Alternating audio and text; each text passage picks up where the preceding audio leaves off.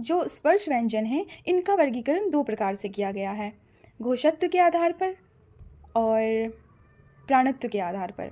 घोषत्व के आधार पर इन्हें दो प्रकार से बांटा गया है, पहला अघोष व्यंजन और दूसरा सघोष व्यंजन।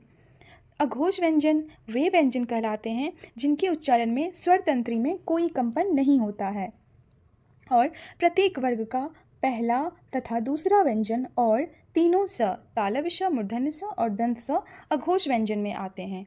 और सघोष व्यंजन या घोष व्यंजन किन्हें कहते हैं, जिनके उच्चारण में स्वर तंत्री में कंपन होता है, जिससे ध्वनि में एक विशेष गुण जुड़ जाता है।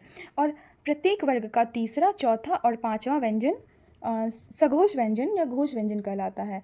इसके अलावा य, र, ल, व और ह सघोष व्यंजन में आते हैं।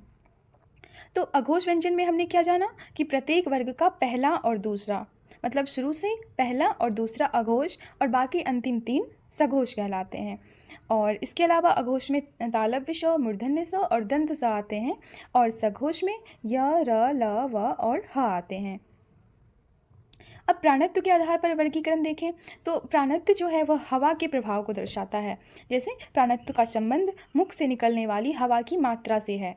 इसके आधार पर व्यंजनों को अल्प प्राण और महाप्राण में विभाजित किया गया है। आइए अब जानते हैं अल्प प्राण व्यंजन किसे कहते हैं।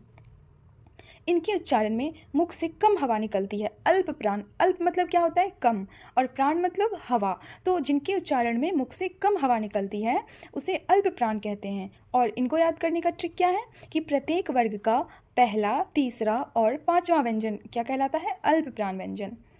और महाप्राण में क्या है, इनके उच्चारण में मुख से अधिक हवा निकलती है। महा मतलब क्या होता है, अधिक, कहते हैं ना महान व्यक्ति है ना। तो इनके उच्चारण में मुख से अधिक हवा निकलती है जिससे ध्वनि में अधिक बल होता है। तो जिन वर्णों के उच्चारण में अधिक बल दिया जाता है उसे महाप्राण कहते हैं।